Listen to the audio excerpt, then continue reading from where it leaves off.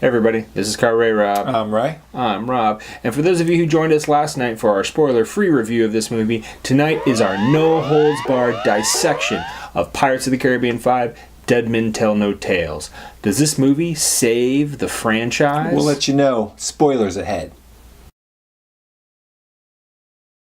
Rob, let's start with the real leads of the movie, Henry and Karina. Henry is Will Turner's son. They showed that in the first 5 minutes of the movie. Yeah. Karina is Barbossa's daughter. Yeah. How did that go for you? I'm not entirely against the notion. I'm more against how they went about it. You know, there's no real explanation of her backstory up until she is telling Barbossa himself this story, to which he's like...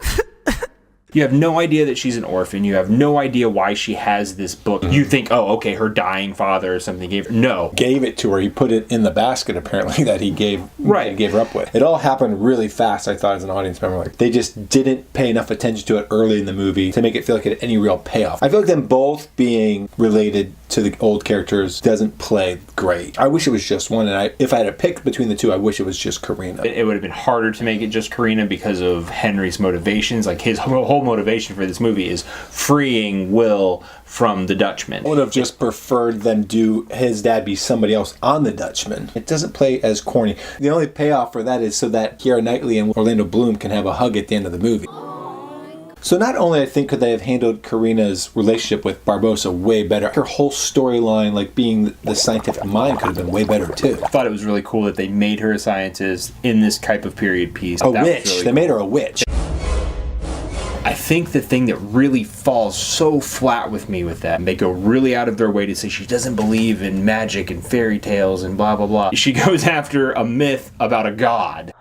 It was almost like distractingly weird every time she talked about it. He doesn't believe in ghosts. Salazar's pirates are not ghosts. But let's go get Poseidon's trident. I'm like, what? It was weird. The Henry character worked on certain levels, kind of mirror that charisma that Orlando Bloom had. While he didn't succeed completely, I feel like he was at least somewhat interesting. Their storylines were so linear. His only focus was breaking this curse to save Will. But that was kind of it, though. Like, the old Will Turner was like in love with Keira Knightley, and then, you know, he's getting interwoven with becoming a pirate and stuff. Like, it wasn't just such a straight line thing. I don't even remember anything about the kid who starred in On Stranger Tides. The male lead or the female lead, nothing about them. I would not say that either Henry or Karina in this movie were that forgettable. All right, Rob, so Jack and Salazar. Jack was really in a background character. Salazar's only motivation was going after Jack. Just kind of felt like that whole thing played flat too. Going from the Jack Sparrow angle, you know, we said that he really needed to be firing on all cylinders and he needed to be utilized properly. They really kind of pushed this. Jack Sparrow gets his groove back. Starts off at this really bad luck, low spot. Half a crew,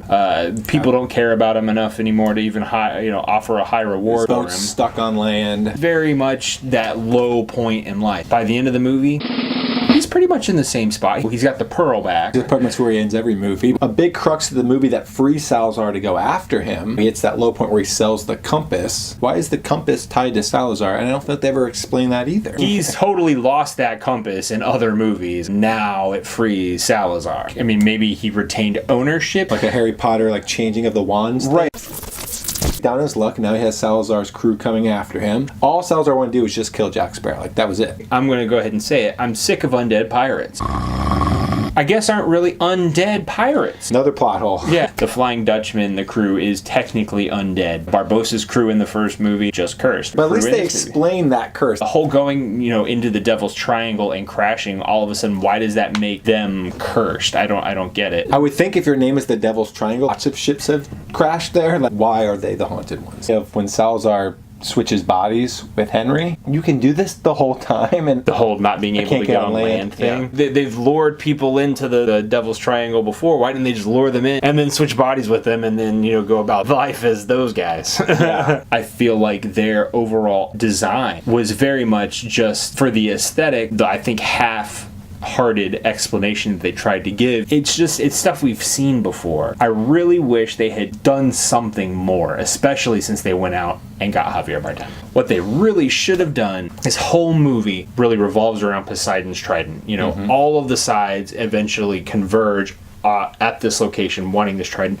They should have just made the villain Poseidon. It seemed like it would make a lot more sense. Because really, Salazar he was there not really to get the trident. He was just there, I think, to kill Jack. Or stop Jack from getting the trident that would curse him. Like, therein lies the plot hole. Like, are you undead or are you cursed? I don't understand. You know, he still could have had some sort of a crew or some sort of, you know, minions that he, you know, either rose or whatever, you know, from the sea. They could have done some interesting stuff art direction wise. Broaden the scope a little bit. Like, I know that sounds hypocritical. Like we've said in, you know, in the past, you need to bring it smaller, you know, blah, blah, blah. They've overblown it. But I think they could have at least found that middle ground with a character like Poseidon instead of underwhelming the audience like they did with Salazar. The ending wasn't really climatic because I felt like if Jack was somewhere else, and that's where Salazar would have been, if the two young ones split from Jack, they probably would have got the trident, no problems, no questions asked. At the end, Jack didn't feel needed. Like, he didn't really want the trident. He didn't have any ulterior motives, which is what Jack usually always does. Barbossa didn't have any ulterior motives. They were all just trying not to die. If you made it Poseidon, then there could have been other reasons for people to be there. It could have made the movie a lot more interesting and just felt like the ending would have felt, I think, a lot cleaner than what we ended up getting. Synonymous with Pirates, not just as action, but as comedy.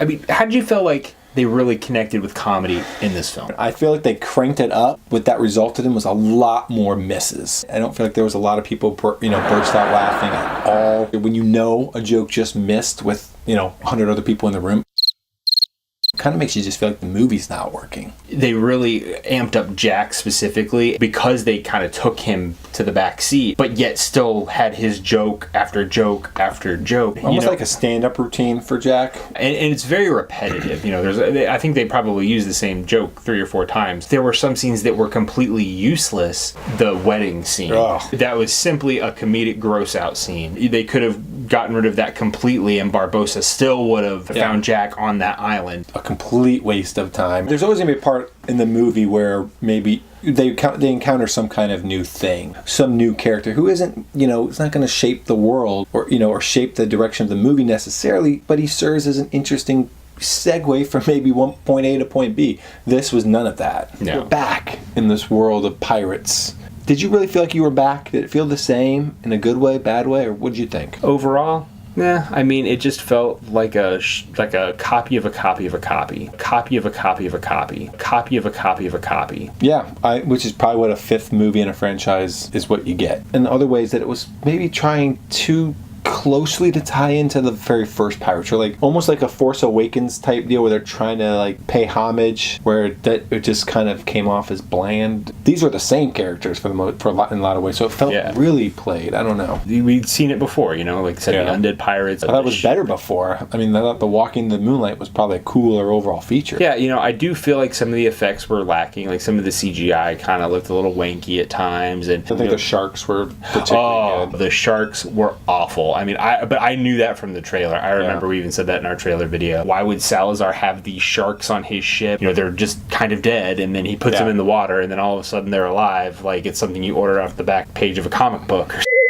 Very strange, very unnecessary. That I think kind of in a nutshell is what going back to this world felt like. A lot of things that just didn't make sense. They didn't live up to the original. A storyline that just didn't work. They didn't really stick the landing in any way, shape, form, or fashion. All right, everybody. So now it's time to let us know what you think about the Pirates of the Caribbean movie. We were pretty clear about what we think. Were there plot holes that we missed? Did you agree with our comments? Did you not? We want to know that in the comments below. Then hit the like and subscribe button so you can catch our upcoming videos. Till then, this is Ray Rob. I'm Ray. And I'm Rob. You play with your balls a lot. I do not play with my balls. Larry Bird doesn't do as much ball handling in one night as you do in an hour. Are you trying to start a fight? No. I'm just stating a fact, that's all. You fidget with your nuts a lot. You know what would make me happy? Extra set of balls and a couple extra fingers?